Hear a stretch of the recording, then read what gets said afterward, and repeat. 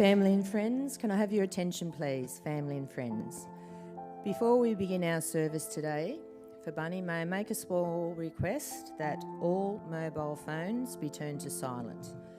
If you are taking any pictures today, could you please check with the family before posting anything to social media? Thank you.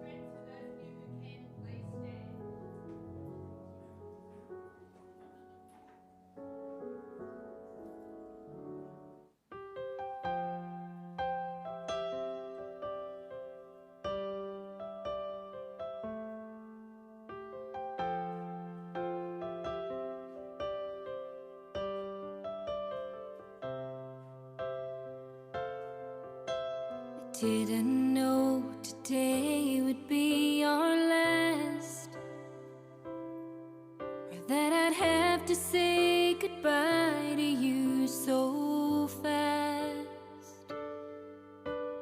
I'm so numb I can't feel anymore. I'm praying you just walk back through that door and tell me that I was only dreaming.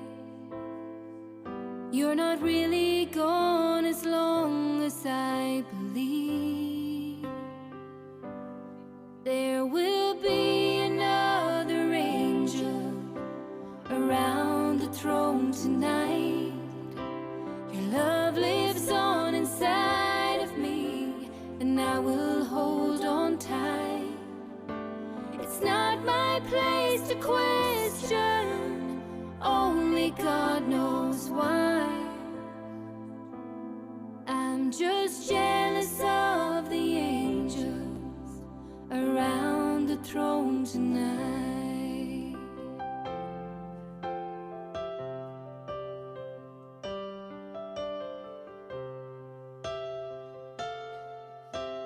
Always made my troubles feel so small, and you were always there to catch me when I'd fall.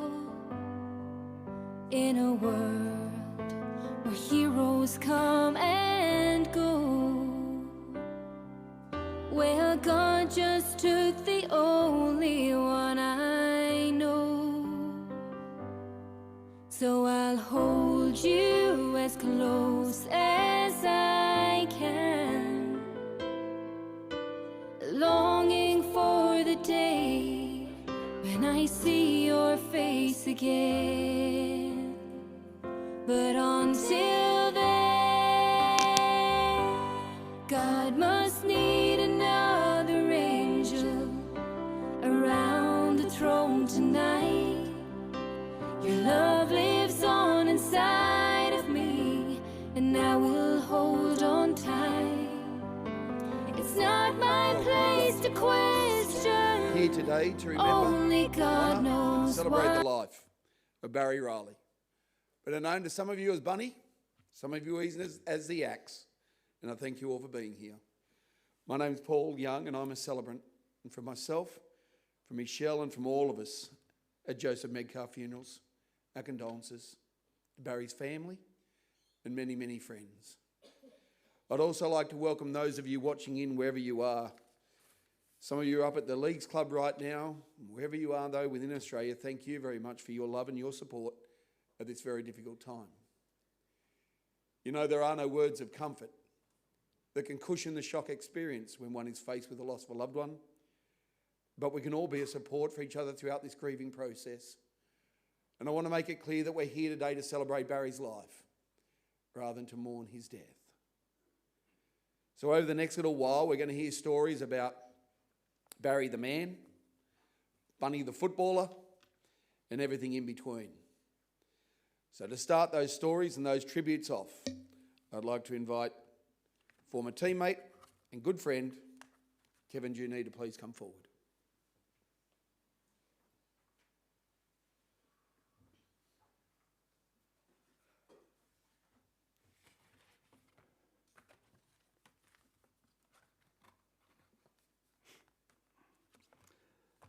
Thank you, Paul.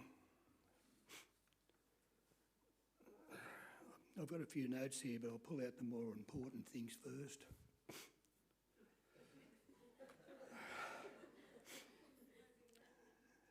Di wanted this to be happy, but I told the family that there'll be plenty of happiness and there'll be plenty of tears. You're amongst friends. We're all... And I'm probably going to be the first to shed a tear. I'll battle on. I warn you, I've got 10 pages. But it's all because it's in large print, okay? Welcome to everyone being here today, and to you who are watching the live stream. A few thank yous on behalf of the Reilly family. To Dr. Luxton, Prince of Wales Renal Unit, and his nursing staff at the Prince of Wales Renal Unit. Also to the nursing staff at the War Memorial Hospital, Waverley. Thank you to you, the unknown family.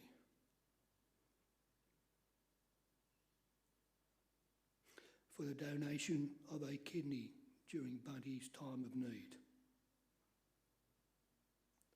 To the Mark Moran Residential Care and Health Facility for their wonderful care, and especially to their fabulous staff who, I'm told, just fell in love with Bunny. I can understand why, because I can just see Bunny flashing his pearly whites and then before me his infectious laugh.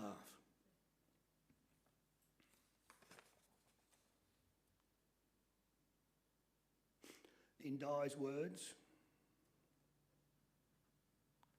could you please mention how appreciative I am at the amazing support and care Nick Politis, chairman of the Sydney Roosters, and the Men of League through Ron Pommering, have been given me and the family. Also, how honoured Barry would be at the respect and friendship everyone has shown. Thank you also to Michelle, Mark, Damien, Bobby, Stephen and Simon. Have I got all the forebearers correct? For carrying Barry to us today.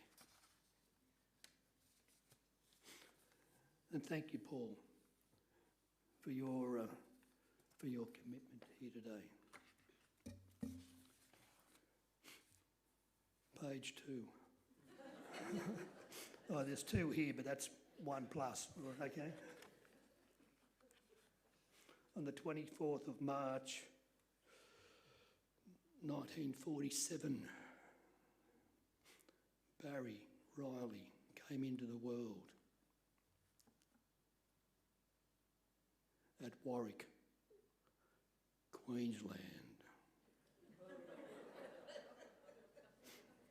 The family saw the light and moved to Bondi Junction and living in Rose Street.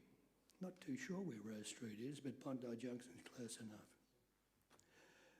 Barry's school days, infants, were at Wallara Public. His primary days were at Waverley Public.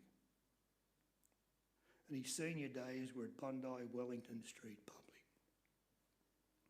At age 7, Barry was displaying his sporting abilities by playing in his brother's under 12 teams. Barry's 7. With his 2 brothers, he played rugby league, rugby union, and Aussie rules. And I said, no, he didn't. And he said, yes, he did. He played Aussie rules. I said, I played Aussie rules too. But he was 7. And sometimes playing 3 games on a weekend. The story goes, Barry ran like a rabbit. And because he had a birthmark on his arm that looked like a rabbit, he got the nickname of Bunny. So from this point on, I'll call him Bunny, because that's all I ever knew him. Bunny's dad recognised very early the natural strength his son had and got him involved in wrestling, Grego style. And if anybody knows that type of wrestling, it required everything, power and strength. At both the Woolloomooloo and Paddington Police Boys Club. I also hear that he played in the band, the Police Boys band. I'm not sure what instrument he played, but he probably played a guitar of some sort.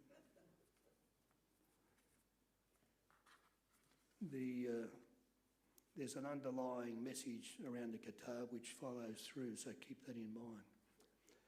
The story goes, his dad would take Bunny to Centennial Park, hang hessian bags over the tree branches, which had special fillings. I can only imagine it went from probably cloths to sand in them, and put Bunny through his training. Bunny played his junior footy with Paddington Colts and the Maroubra Club. In 1979, Paddington Colts president Tony Jennings bestowed life membership to Bunny. Paddington Colts was his team and his club. The year is now 1966. I think, looking around the room, we're all four, this little row here, we probably remember 1966. Bunny plays his first grade game, but more on that later. At the end of the season, Bunny attended a welcoming home party for the family of Plant, the Plant brothers. Two brothers were welcomed home from the Vietnam War. Here Bunny sees this pretty blonde, who he asked, "Do you want to go out?" Di says, "Yes." This confused me a little bit. They agreed to meet at a place called Martin's Place. A nightclub called Martin's Place. But I thought if you took a date out, that you collected that date at the front door. But things were different back in 1966. Were they ever? Martin's Place was below ground level. You had to go downstairs. The bouncers on the door, it was an upmarket place, of course. You couldn't let any riffraff in. Were paddo boys. Inside the club, there were tables with big numbers displayed. And in the middle of those tables was a telephone. And if you fancied somebody on the other table, you dial them up. Does anybody remember that?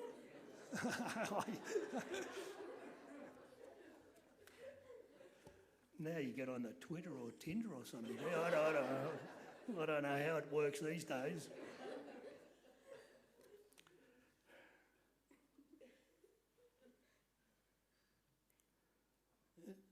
And if you fancied one of the opposite sex, okay, I lost my place. So you rang up and said, "Can you just imagine what the conversations would have been like? I want to talk to the blonde, or I want to talk to the dark-haired, I want to talk to the red-haired." And you'd pass the phone around the table. "Do you want to dance?" Di was accompanied that night by dear friend Sandra. And I reckon they would have plenty of stories to tell us.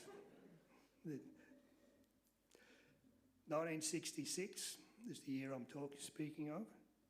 Di meets Bunny. 2 years later, 1968, Di gets engaged to Bunny. 1970, Di marries Bunny. Don't know why it's 2 years. All I can say is that I think that Martin's Place was a dangerous place.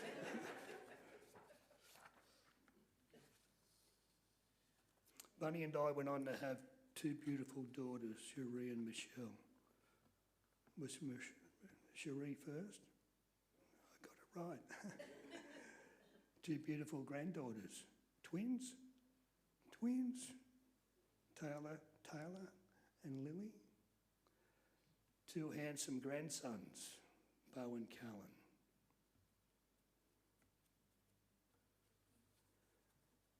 The son-in-laws don't get a mention. The year 1967, the year the axe arrived. Number 570. that's on his tie.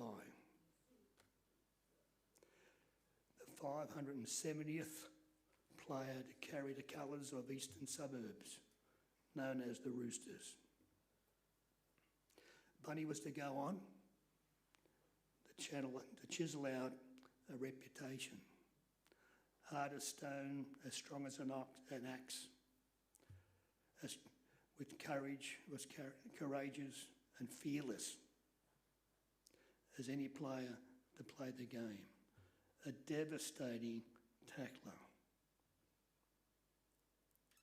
Bunny was one of those players that was first to be selected in any team. Bunny was the mate that you wanted in the trenches, right beside you, when the going got tough, on and off the field. I was lucky to have him as my roomie. We weren't really attracted to each other. On 6 end-of-season trips to Coolangatta, we were one of the first footy teams to be allowed into Coolangatta. And we were the first footy team to be allowed to go on Hayman Island. On the way to Papua New Guinea, went to Hong Kong twice, Singapore.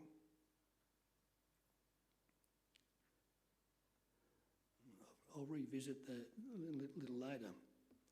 But Bunny's playing days, excuse me, my stomach was rumbling. He played 205 first grade games. 7 of those were for Cronulla in 1972, but we'll quickly get over that one. So 205 first grade games, 32 second grade games, a couple more with Cronulla, 9 third grade. So he only played 9 third grade games, and virtually, in 66, and then in 67, he was graded in first grade. We do believe that the 205 first grade games should read 207. That would mean that he played 200 first grade games for the Roosters. He also played, and I reckon these should be counted anyhow, 9 first grade games in a pre-season competition, 10 first grade games in the AMCO Cup, 1 World Cup Club Championship, which the Roosters won. And I'm jealous. He won 2 premierships in 1974-75.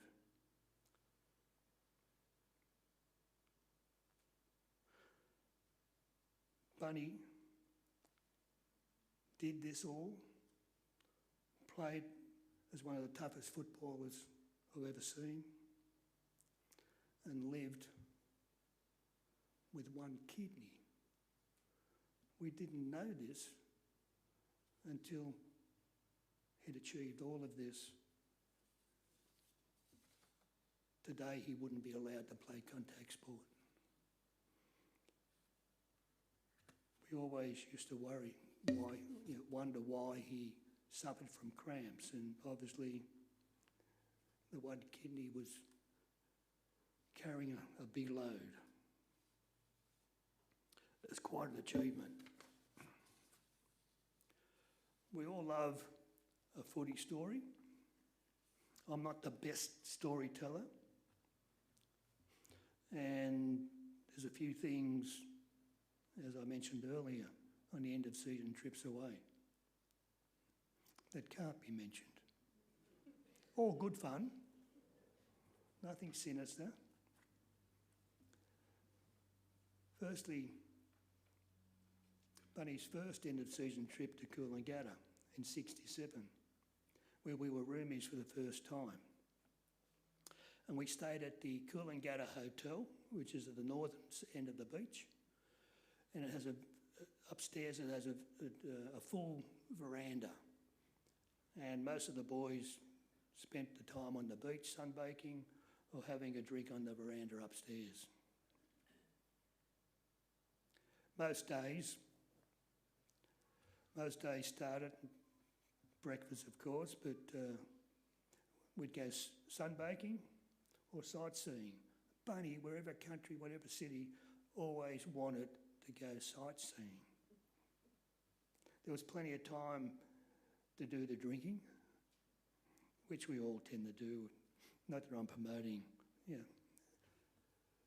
but at the end of the day, we'd have a drink in the afternoon, and night time, we'd have another little drink and a bit more. On one occasion, I remember watching the sun come up at 6 a.m. and breakfast consisted of a celebration of the garbage collection truck going by, and we would just pour ourselves a little nip of Bacardi rum, straight from the bottle. But I think I only ever did that once. Another trip was I called a slow boat to China. It was on the Kuala Lumpur. I'll tell you how fast we went. We're heading to Singapore via New Guinea. We waved goodbye to our loved ones at midday. We're eating breakfast, 8 o'clock in the morning.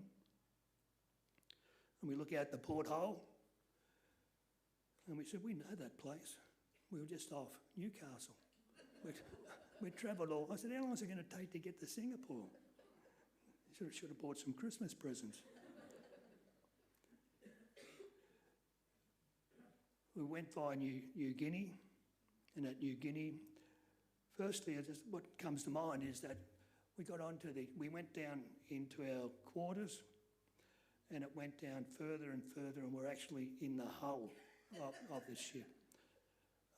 It was, you could see each side of the ship. I think it was about 20,000 tonnes, and it was just big sheets of metal, of iron, and down this, and it had curved. The curves came in, and it had iron bars that supported a steel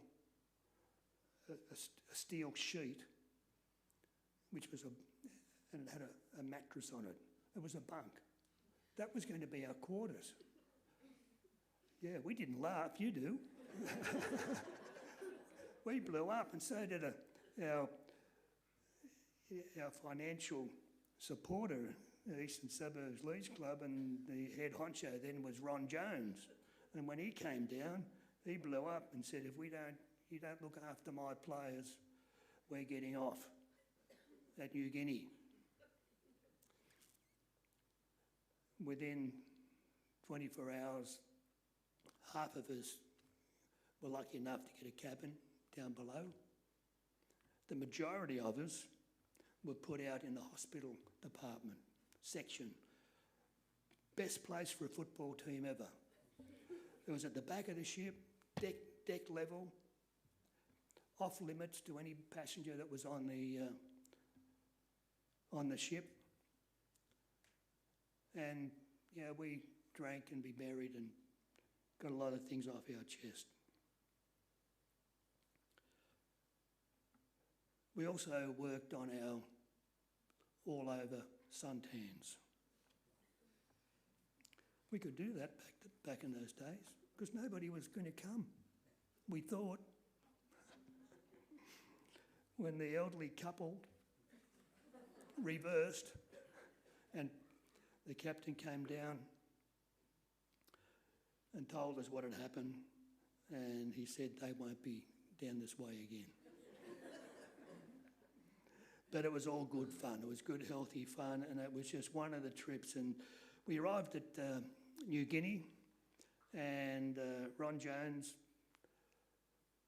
threw me the key to the cool room down in the ship's hull, and Bunny and I looked after the distribution of the refreshments.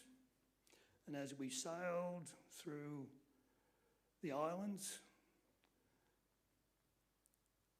past Java and Indonesia and up through to Singapore. Every day, it took us about 5 or 6 days. We didn't mind. We were happy with the back of the boat. We had plenty to drink, and Bunny and I organised the ice and the cans of beer, and we just had a good time.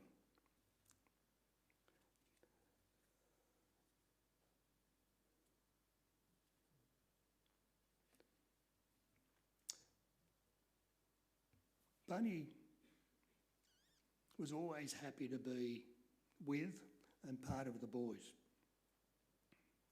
He didn't need to be front and centre. He seemed to be always the protector, to make sure things would all go right. He'd also reassure you.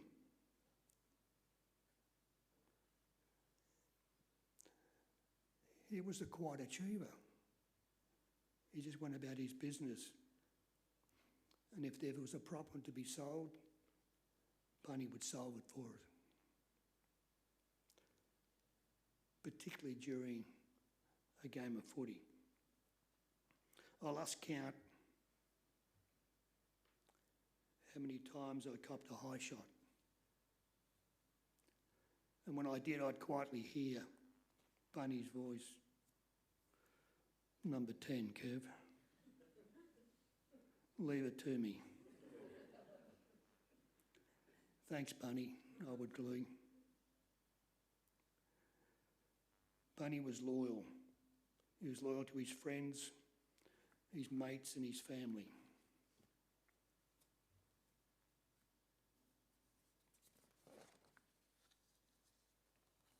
Bunny's world off the field.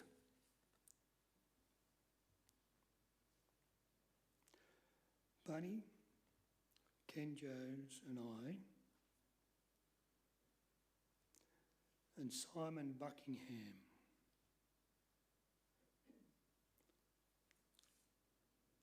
I'm just ahead of myself here. Bunny, Ken Jones and I, on many a Thursday nights after we all retired, met at the Rose Bay pub to meet up with our mate, Dr. Bill Buckingham. Dr. Bill was a real character. He couldn't suffer fools, and he couldn't suffer footballers who told everyone how good they were. Dr. Bill loved his jazz.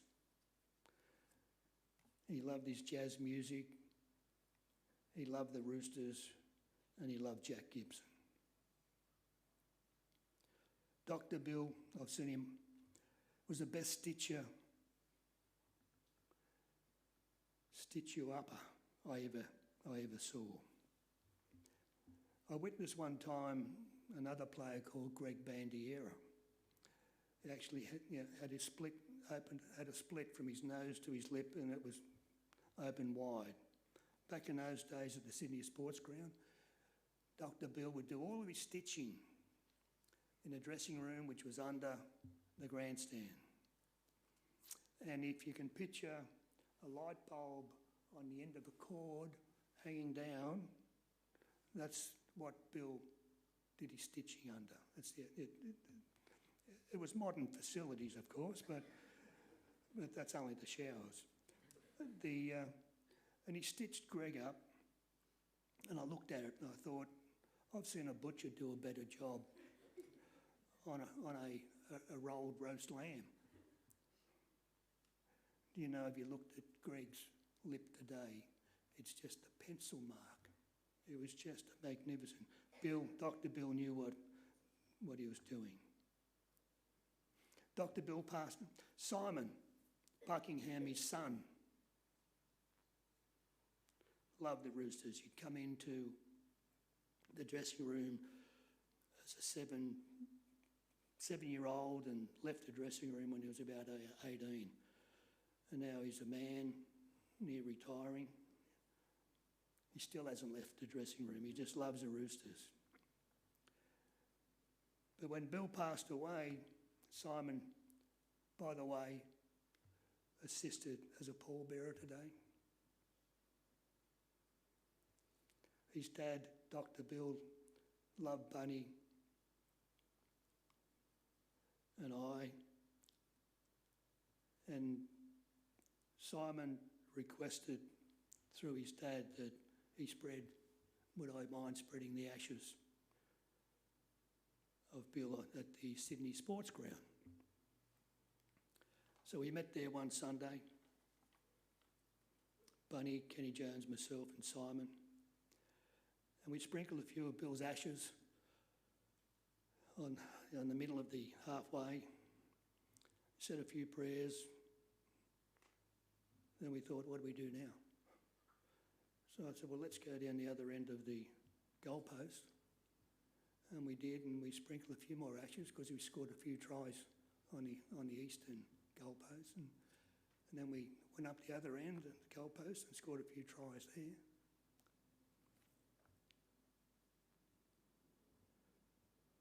Six months later, they pulled the sports ground down and built the Sydney Football Stadium. But what they put over Dr. Bill's ashes was a car park. And you know, I thought everybody would laugh then, but Bill would be laughing, Dr. Bill would be laughing. They didn't know the ashes were there. But it was just, you know, every time I drive past the Sydney Football Stadium, which ain't going to be there too much longer, I think of Dr. Bill. I've been doing that for all of those years. And he was a great mate of, loved Bunny. Bunny worked at the East Leeds Club for 40 years. This is part of his loyalty. Starting as a butcher and finishing as a cellar inward-outward manager. 40 years. Some people not married that long. Bunny overseed all the goods coming and going. In the days, there was a few footballers worked there. Bunny collected, while he worked in the cellar area, a big black stray dog and trained him to growl at everyone who came through the cellar, particularly the big boss, Ron Jones. Can you imagine Ron Jones parking his car and walking through and there's big, dirty, mongrel black dogs growling at him? Bunny also trained a white cocky.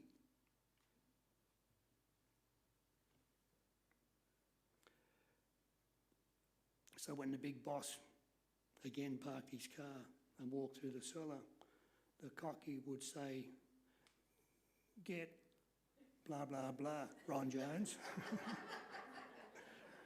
Ron would huff and puff and walk off. I hope I didn't leave too much to your imagination. But Bunny's loves. It's page 8. What was it? Getting there. Bunny's loves. Diane. His family. His friends. His mates. He also loved horses.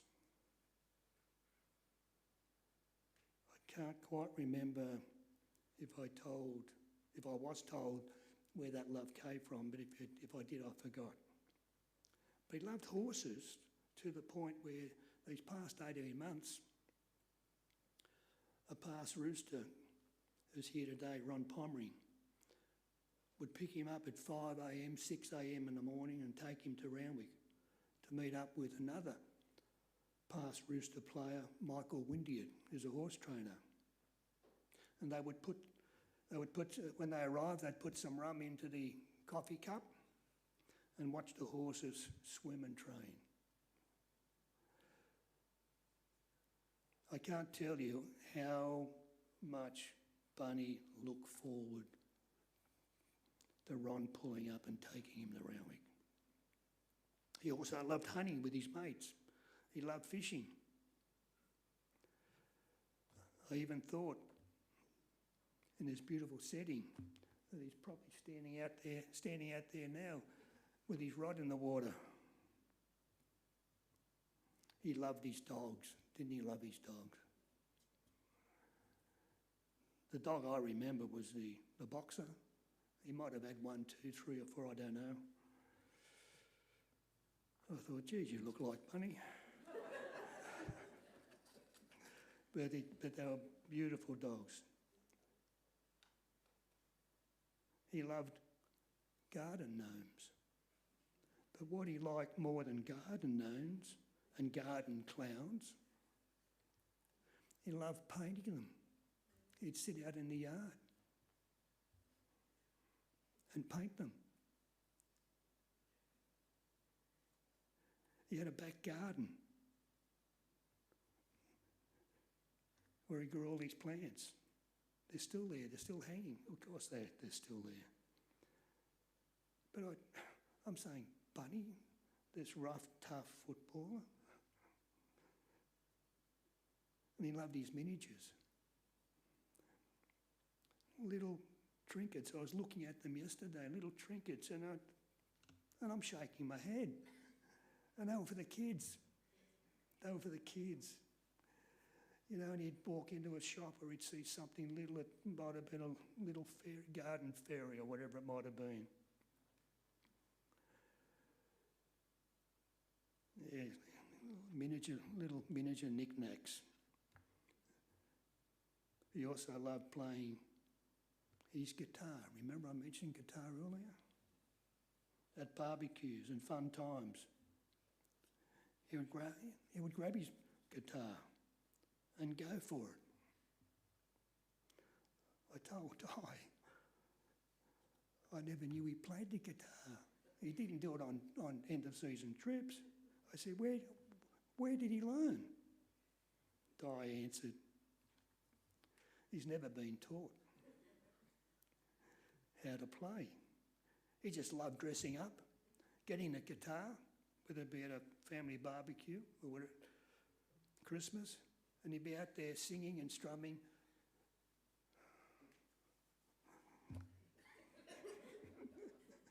How funny. But he loved his voice, and I'm told his voice is pretty good. I think Di might have been a bit biased there. I hope I haven't bored you, but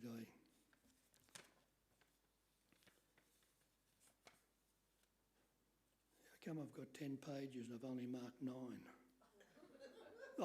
10 plus 1, that's what it was. The next journey. I've taken the liberty of pulling some text out of some readings, which I thought would typify the man, and in some way I hope it touches it all, because that's why we're here, to share our memories, keep those memories, and to keep those memories in our heart. And I start by saying, life is changed, but not ended.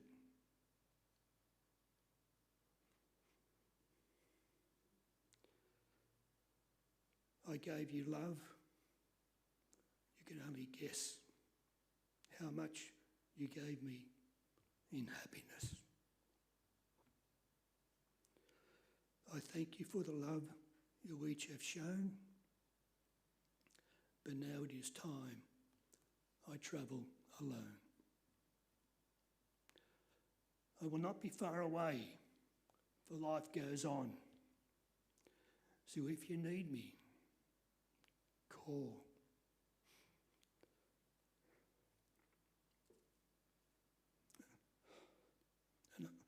And I will come,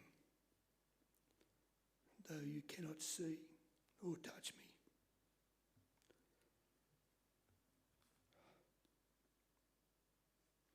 I will be near. And if you listen with your heart, you will hear all of my love around you, soft and clear.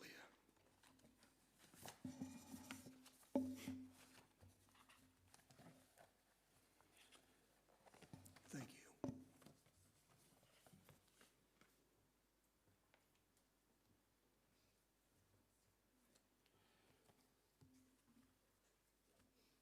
I just want to touch on something that Kevin said right at the very beginning when he brought out his tissues.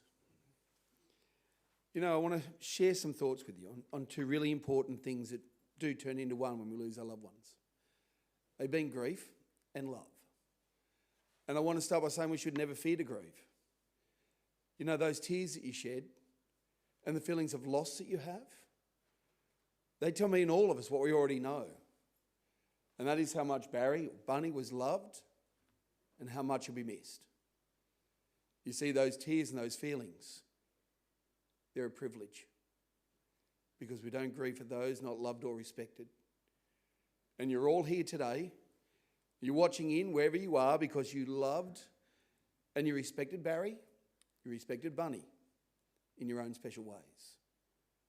And we cannot think of his death without resolving to live a fuller and a more meaningful life of our own. And you know, grief takes on many forms. We grieve for those that we've lost. We grieve for opportunities that we might miss throughout a person's life. You know, sometimes we grieve for things we've said or things we regret we didn't get to say. So we should always remember to take those chances in life whilst we have them. And do those little things. Just sit and talk or share or cry. But you know, more importantly, we should all take that time to laugh and to love and to encourage and to celebrate with all those that we feel closest to. Because there is no time like the present. You know, we've all lost loved ones. And over the years, wonderful memories come back to us from those we've lost in the smallest and the simplest of ways. It might be the smell of an aftershave, or a certain place or a certain time of the year. It'll be early morning watching track work, or maybe watching the Roosters run around this weekend. It'll be getting together with family and friends, or flicking through photo albums. For some of you that didn't actually know Barry but knew Bunny, it might be looking at old footy cards, rushing home from school to watch those old TV shows that are now on repeat, bring us back memories. But more often than not, those memories come back to us in the words or the tune of a song. And on their own, all those things are small and insignificant. But when we put those little things together with memories of someone no longer with us, they're the little things we hold on to the most. So whenever Barry comes in your mind, recall those special personal qualities that made this man truly unique. And now to share with us his memories and some stories, I'd like to invite you, Terry Murphy, to please come forward.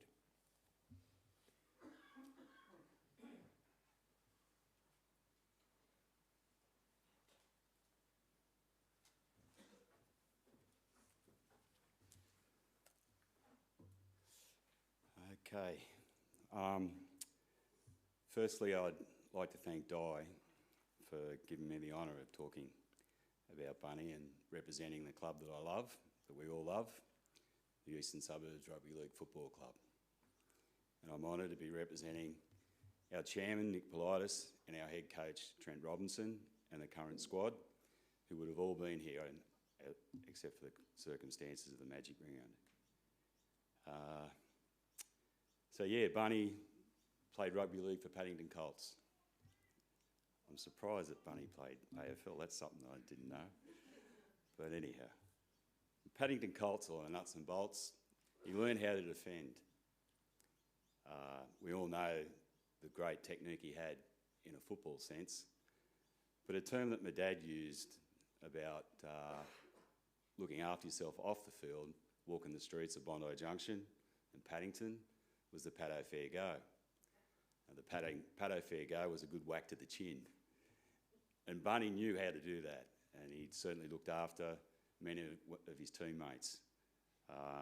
In those days, the biff was part of the game, and it was definitely the size of the fight and the dog with Bunny. He'd take on the biggest and the best, and more often than not come out on top. To really appreciate the impact of Barry Reilly to our club, we have to understand the history of the Roosters up to 1960. We were a very successful club. We appeared in 18 of the, 52 grand finals, winning 9. But the mid-60s weren't very kind to us. We got a wooden spoon in 63-4. 66, we didn't win a game. Bomber Peard recalls that year. By the end of the season, the Chooks would run out on the field and all line up behind the goalposts because that's where they spent the rest of the game. 67 didn't start much better. We lost 4 of the first 5 and drew the 5th. But under the guile and guidance of the then rookie coach Jack Gibson, the captaincy of Jimmy Matthews, and a host of young, a lot juniors, footballers, Ronnie Sadler, Bomber Peard, Kevin Junee, Les Hayes, Kevin Ashley. They turn their season around. They find what our now coach calls the Bondi Wall. They found a defence that won them games and they made the semis. And that group of footballers got our credibility back. And it was based on defence, and Bunny led the way. So we're all well versed with Bunny's career. He held the club record for a number of years. He played in 2 winning grand finals. And who will forget in 75 when Jack threw Barry Reilly on who could hardly walk. The first thing Bunny does is cart the ball up and leads with that heavily strapped thigh to try and bump off the defender. He wasn't on there to take any bit of glory. He was going to do his bit. I'd like to touch a little bit on the off-field part of Bunny. That wonderful character who said very little, but said a lot. He was a statement without words. He loved nothing more than hanging around the sheds with his warrior-at-arms Grand Hedger after a game, soaking up the atmosphere of a win. He loved nothing more than being at the old Dunbar on a Tuesday night, having a beer with all 3 grades. Not necessarily that many beers, but having a beer with anyone that played in any grade. And Bunny on tour was like a godfather when I came around anyhow. My experiences with Bunny on tour are a little bit different to Kevin because I didn't grow up with Bunny. I came into the Roosters in 77 and had the great pleasure and privilege of going away in 77 to the States.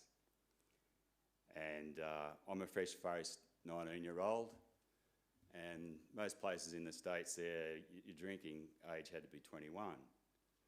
So after a few days, the boys were getting a bit tired of, sneaking beers under the table for me or around the corner or whatever. And I can't quite remember who came up with this idea, but I was rooming with Bruce Pickett, and Bruce, I'm not tipping you in here, mate, but I reckon this one was yours. They decided that I had some sort of redeeming familiarity with Russell Fairfax's features. I don't know how that come about. Him with the rock star looks, the hair down to the shoulders, and me with a bobcat.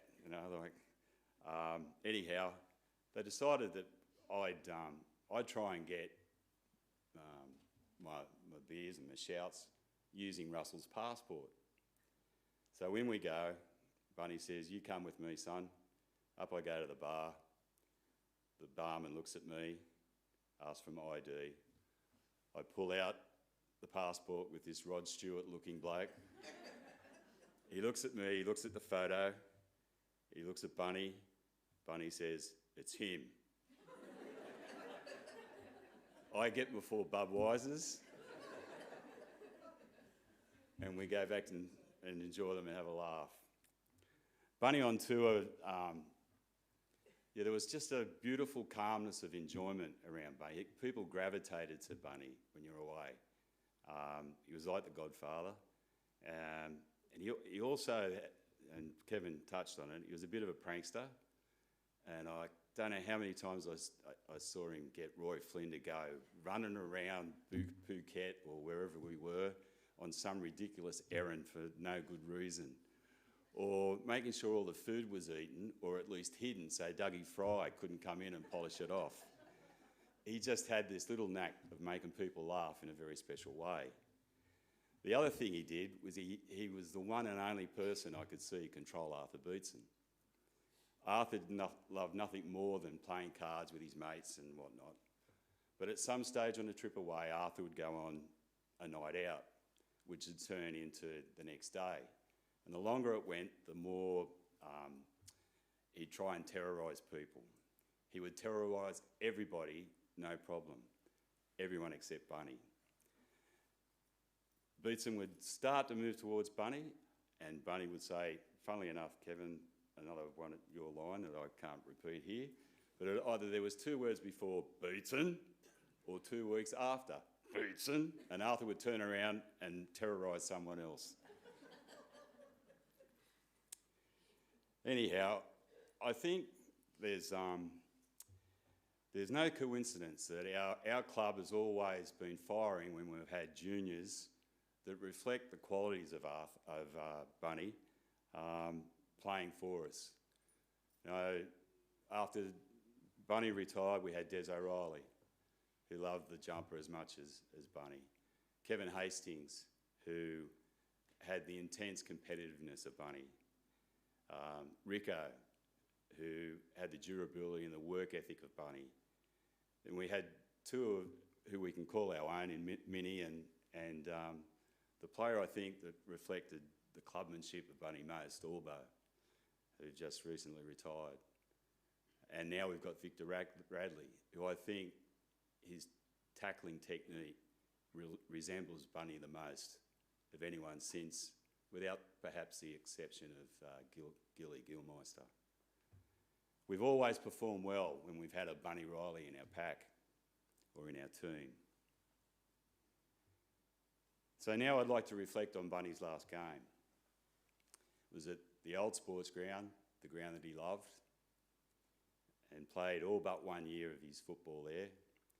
He wasn't the first rooster that went to Cronulla that made that mistake. I was one of them. We're playing Parramatta, and the first 20 minutes, the great Mick Cronin was really making his impact on the game. He kept leaving his opposite in his wake by running around the back of the ruck and hitting the short side. So Bunny, as he always had, identified the problem and tried to snuff it out. After 20 minutes, the Crow does the one time too many. He wraps around the ruck, he hits the northern sideline of the old sports ground, running towards the city end. This time, he doesn't try and hit the line and get someone short. He steps and leads towards Bunny, trying to create a gap.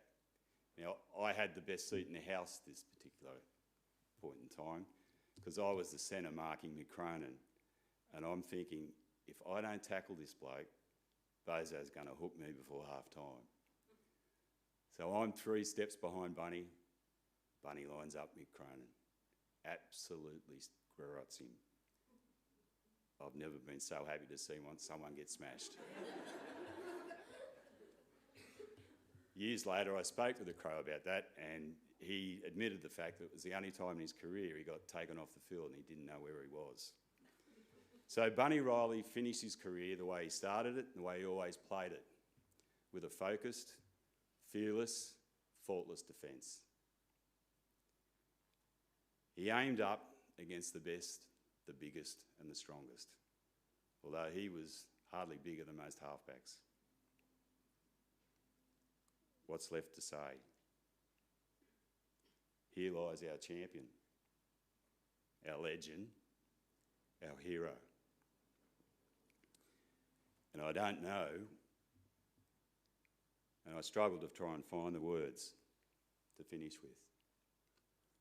There's two words that I'm going to say several times. Thank you, Bunny. Thank you, Bunny, for being the man and the player that you were for the Roosters.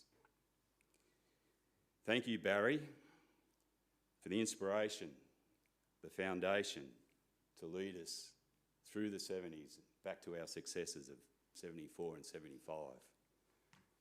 Thank you, Barry, for the way you were off the field, the example you set, the look that you gave when a young bloke was being a goose. And he did that. I got that look more than once. Thank you, Barry, for showing us the way, the Eastern Suburbs way, the Sydney Roosters way. Thank you.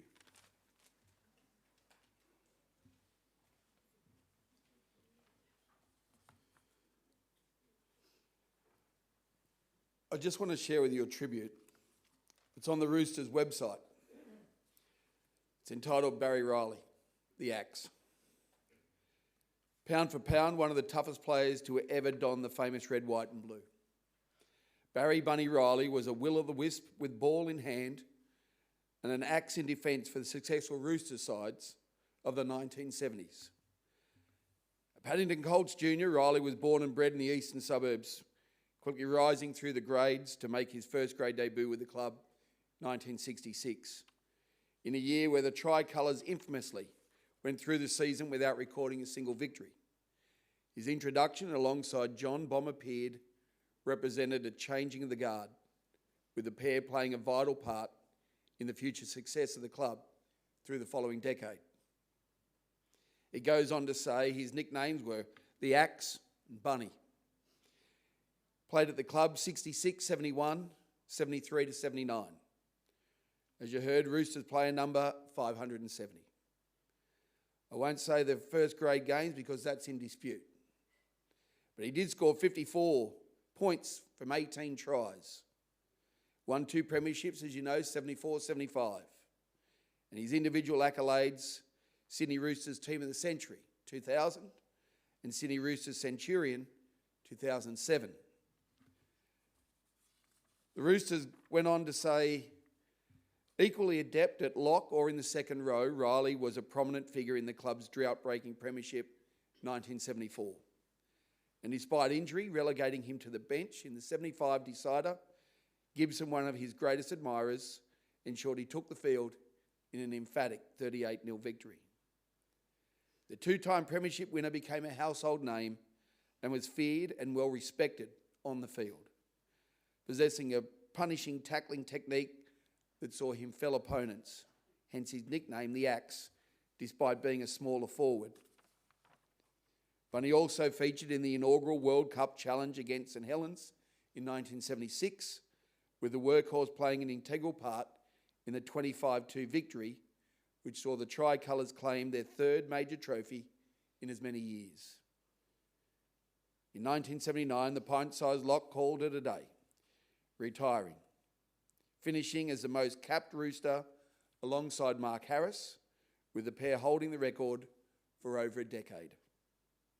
A loyal clubman, Reilly kept the Roosters close to heart, coaching in the lower grades before taking up the interim head coach role in mid-1990, guiding the side out of a form slump with a 26-14 victory over West in what was a brief reversal of fortunes. In 2000, Reilly was inducted into the club team of the century and was later named in the Centurions, the team of the greatest players to have played over 100 games for the Roosters in celebration of the centenary season 2007. A quintessential eastern suburbs man, Barry the Axe Reilly is truly one of the best we've ever seen. And I'm going to leave before I hand it over to his daughter, Michelle, to share with us her tribute, a quote from Jack Gibson. He'd play great if you needed him. If it was 10-all, Bunny would win the ball game for you. He likes some pressure. And now to tell us about her dad, I'd like to invite you, Michelle, to please come forward.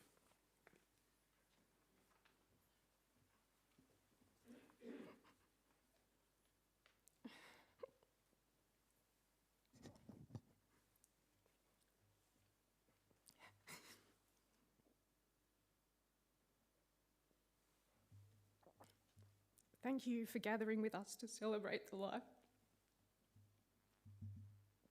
of my dad, my best mate, Barry Bunny Reilly, the axe. Sorry. An amazing son, brother, husband, dad, pop, uncle, friend, teammate, mentor, and hero. A man of incredible strength, courage, loyalty, integrity, and honour. A true legend in so many ways and to so many people. Dad, together with Mum, you empowered Cherie and I to always believe in ourselves and to chase our dreams. Your endless encouragement and guidance allowed us to become strong, independent women and loving mothers. We are so proud to be your daughters, and we cherish how proud you always were of us. I thought I'd share a precious memory I have of Dad, which encapsulates his belief that the only limits you have in life are the ones you put on yourself. Dad coached the East under-23s when we were growing up. Now, I was a young girl that idolised her dad and spent every moment I could with him, and lots of that time was at East training sessions and games. So you can imagine how proud I was that Dad nicknamed me the Tomahawk because I was his baby axe. I remember a particular training session that was heavily focused on defence and tackling technique, which, as you all know, Dad was well known for. I loved watching and listening and learning everything I could from him. The team were fatigued as Dad was a firm believer in you need to train hard, to play hard, and to leave everything you have on the field. This particular day, they weren't doing what he'd asked of them, and he wasn't very happy, and he let them know it. So to my shock and delight, he called me over to the team. He said, "Tomahawk, show these boys how to tackle properly, will you?" I remember the tyre being bigger than me, but all I knew was to believe I could, because that's what Dad had instilled in me. I sized it up as it was rolling, and I tackled it exactly as the axe had taught me. I jumped up and looked at Dad, and he said, "Now that's how it's done, boys, and when you start tackling like that so that it stays hit, then this hurt will all stop." Obviously, Dad wasn't focusing on the strength or power of my tackle. He was highlighting to his players my self-belief, effort, passion, and desire to be the best I could be. Let's just say the players were promptly inspired, so the hurt they were feeling didn't last too much longer, as they respected him too much to let him or themselves down. Dad was such a wonderful coach and mentor. His methods were all about helping people and players to strive for greatness and to be the best version of themselves. Dad, the courage you have shown over your life has been inspiring to us and to the many that have had the privilege and pleasure of knowing you or watching you perform on the footy field for the Roosters. Dad, we thank you for your endless love and support and for being our silverback. We thank you for always putting us first, for always having our backs, and for fighting for us for as long as you did. Thank you for being the most amazing pop to Taylor, Lily, Bo and Callan. We are all so grateful and blessed to have had you in our lives. Dad, you instilled in me the importance of family and above all to protect Mum, Cherie, and us all. Just know I've got this. You can rest easy now as you watch over us from above. We love you to the moon and back. We will miss you, but we'll carry you with us always. Dad, today we applaud you for your incredible life as you take your final lap of honour. Stay sharp, Axe, until we meet again. Rest in peace.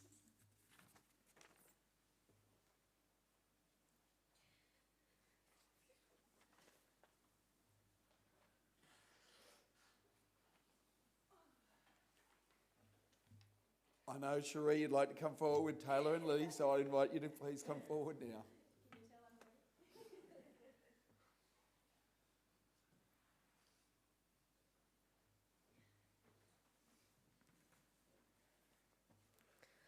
God looked around his garden and found an empty place. He then looked down upon the earth and saw your tired face. He put his arms around you and lifted you to rest. God's garden must be beautiful. He always takes the best. He saw the road was getting rough and the hills were hard to climb. So he closed your weary eyelids and whispered, "Peace be done." It broke our hearts to lose you, but you didn't go alone. For part of us went with you the day God called you home.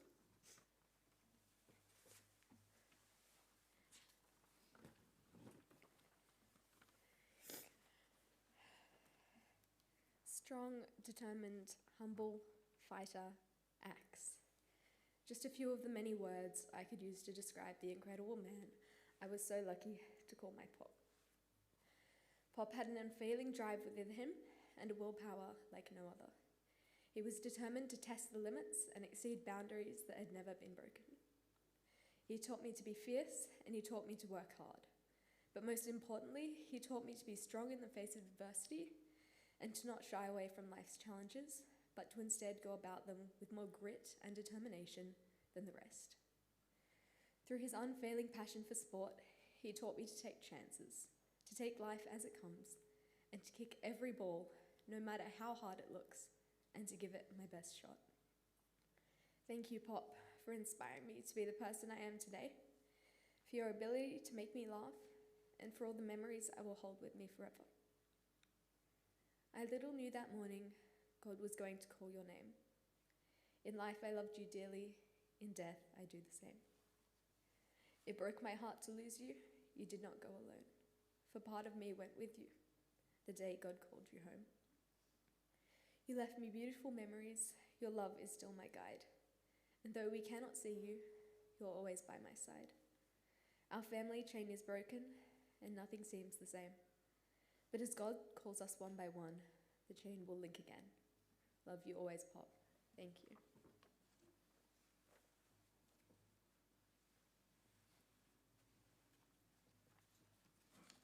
How lucky am I?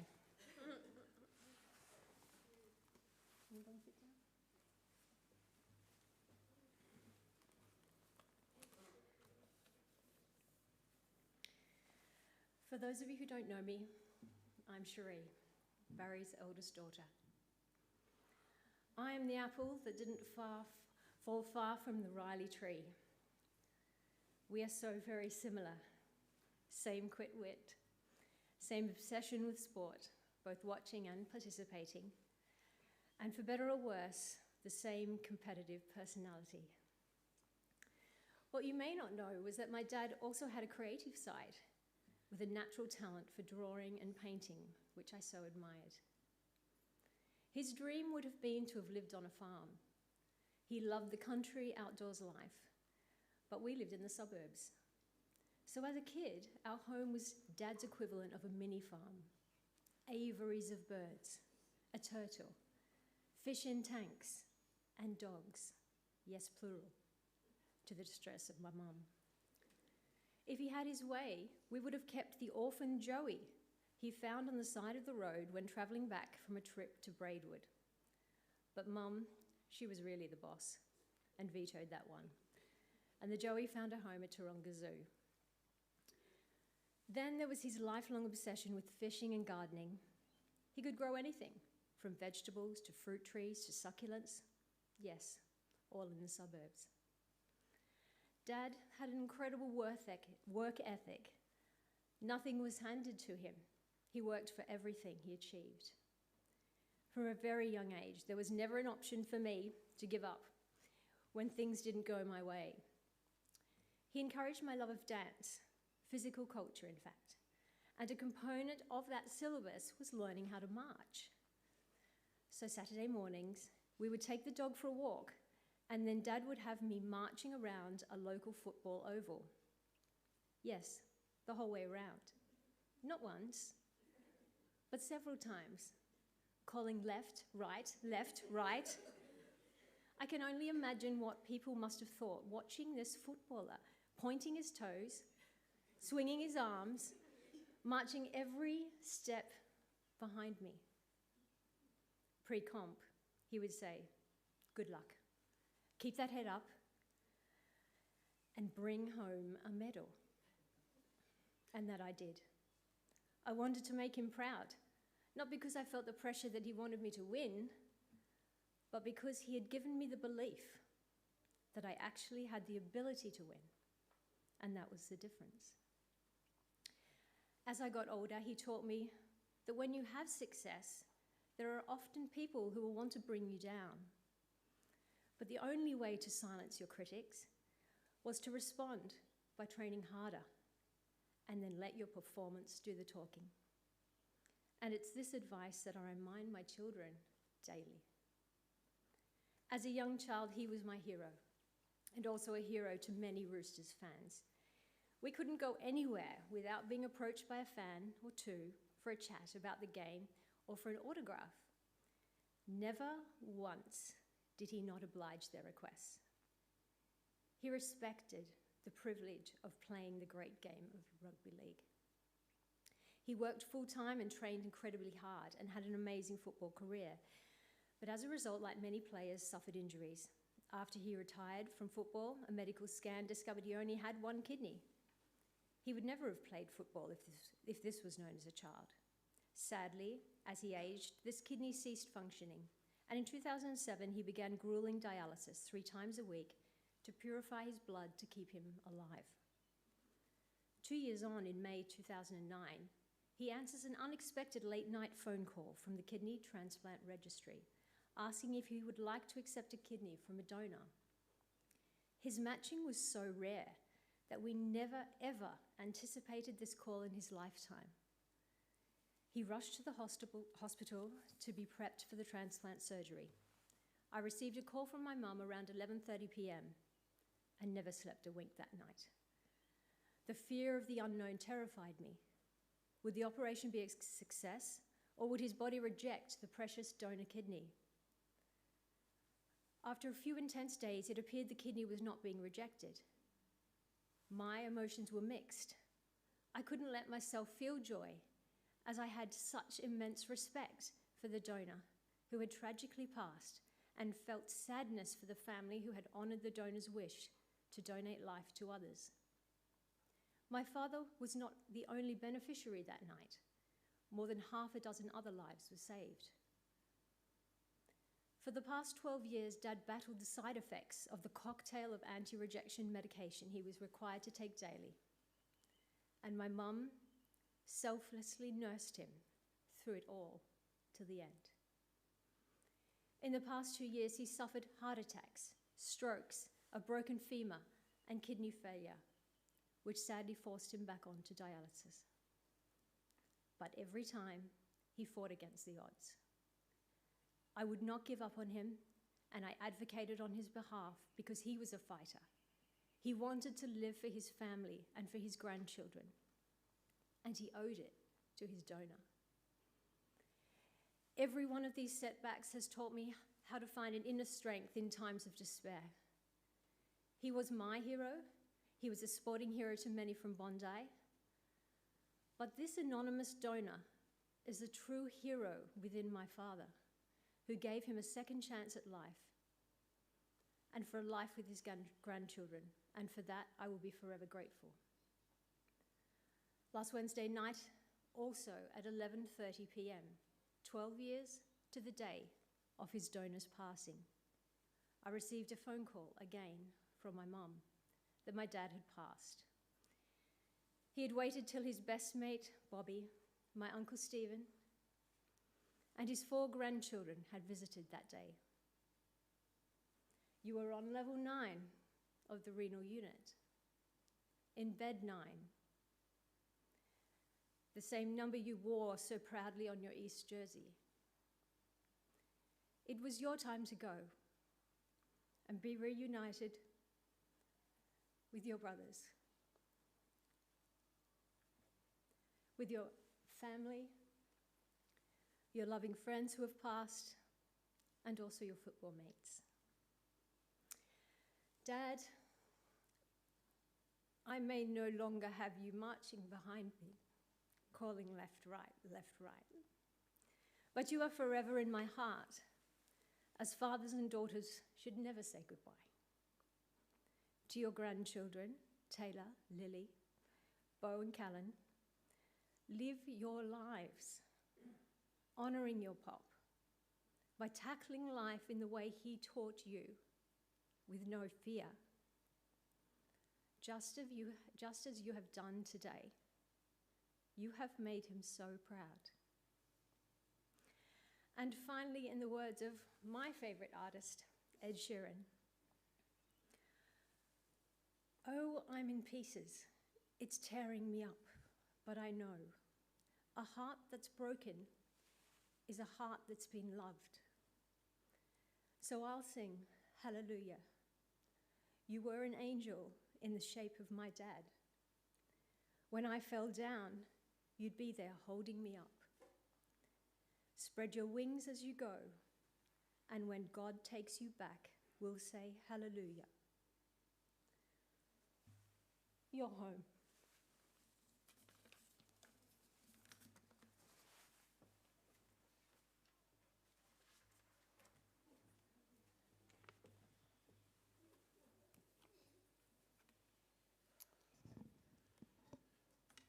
We've heard some stories, and you all have your own. Memories of Barry, memories of Bunny, just as you all shared different parts of his life. And each of those memories will always be yours. And so I'd like to ask you now to take this opportunity and reflect upon those times. We'll now have a photo presentation.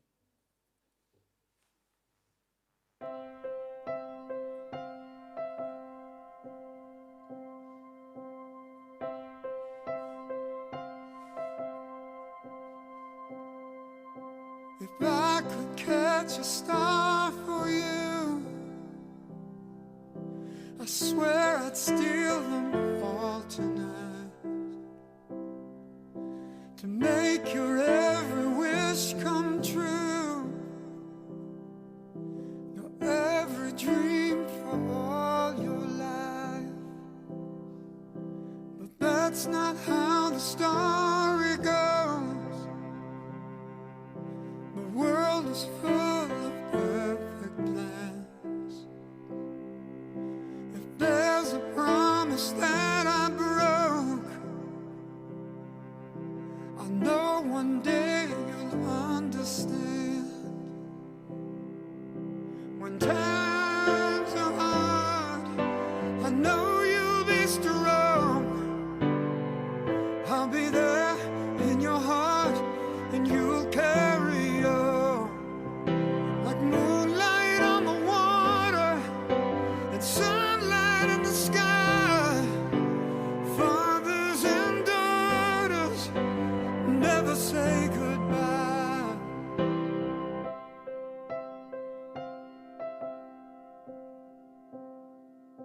The angel I would read to sleep gave me one dream of my own. So learn to love and spread your wings, and find the one to call your home.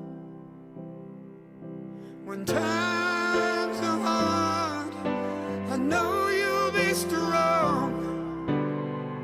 I'll be there and you'll carry on like moonlight on the water and sunlight in the sky.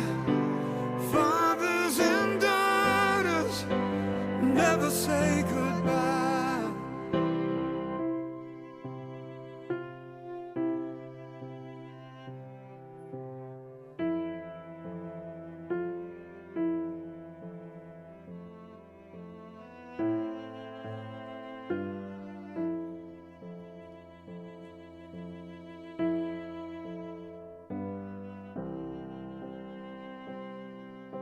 When times are hard, I know you'll be strong. I'll be there in your heart, and you'll carry on like moonlight on the water, the sunlight in the sky. Fathers and daughters never say goodbye. Fathers and daughters never say goodbye.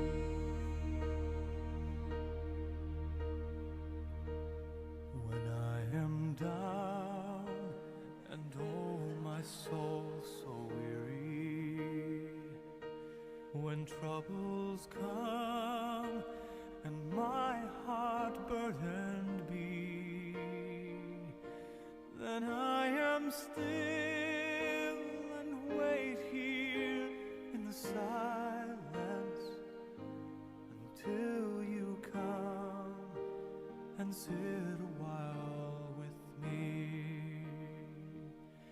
You raise me up so I can stand on mountains. You raise me up to walk on stormy seas. I am strong when I am on your shoulders. You raise me up to more than I can be.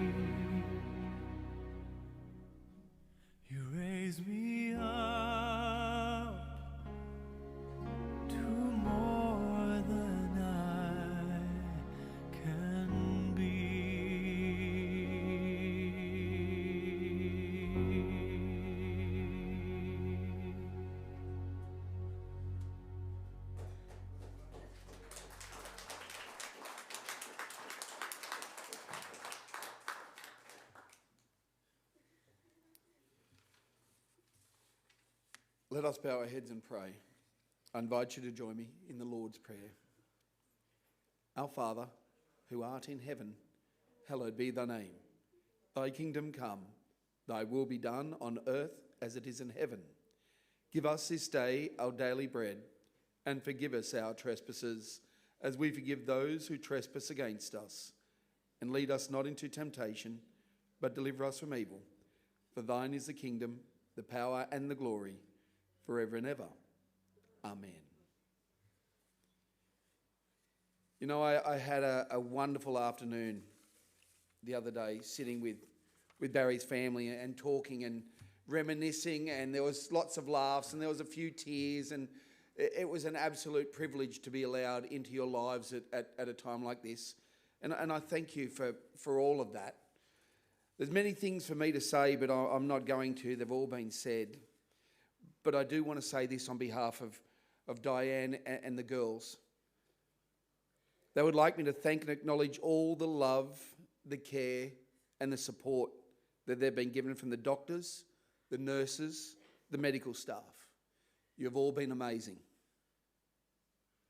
So too have the many other family members and friends, former teammates, opponents, current players, men of league, and the list goes on and on and on. So on behalf of the family, thank you, thank you, thank you. You know, throughout our lives, we need support. Support from our families, support from our friends. And especially at a time like this, we need others. And it might be that we need an ear to hear our troubles or to share those stories of a time gone by. There's a saying, a problem shared is a problem halved. And that's true when our loved ones pass. It's a relief to seek comfort because others may be feeling as you do. And we're looking for an outlet to share their grief. But I know right now that applies to Barry, to Bunny's family. So over the next few days and weeks and months and even years, don't be a stranger to them. Pick up that phone. You give them a call, you send them a text, and if you know them well enough, go and knock on their door. But whatever you do, don't let them bear their grief on their own. Now, it was mentioned before, I think it was mentioned by Michelle. I'd like you all to be upstanding, please. As Michelle said, you know, her dad's about to leave the field of play for the final time. So as we do with legends, as we do with heroes, as we do with players that put in so much and gave so much back, not only to the game but to family and friends, I'd like you to put your hands together for the life of Barry "Bunny" Reilly.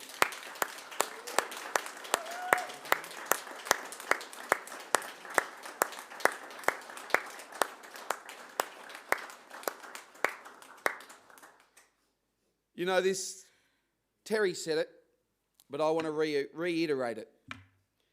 This celebration of Barry's life is not meant as goodbye. For you, it should be a thank you. It's a thank you to Barry. It's a thank you to Bunny for all those memories. It's a thank you for his hard work. It's a thank you for his love. It's a thank you for his life, his laughter, and his friendship. But most importantly, as was said before, it's a thank you to Barry Reilly just for being himself. Very shortly, we're going to take Barry from the chapel.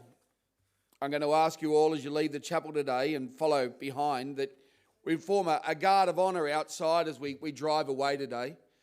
And you're all invited back to the Leagues Club to get together to share your memories and your stories. So I'd ask you to remain upstanding and take directions from the funeral director in just a few moments.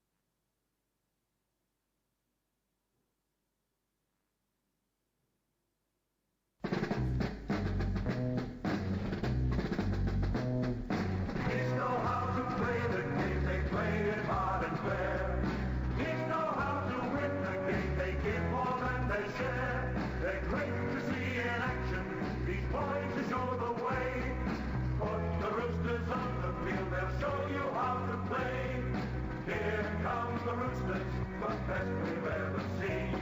The red, white and Roosters, the Eastern Suburbs team. East to win, shout out with pride, let everybody know. If you play this football game, beware the Roosters grow. They're great to see in action, these boys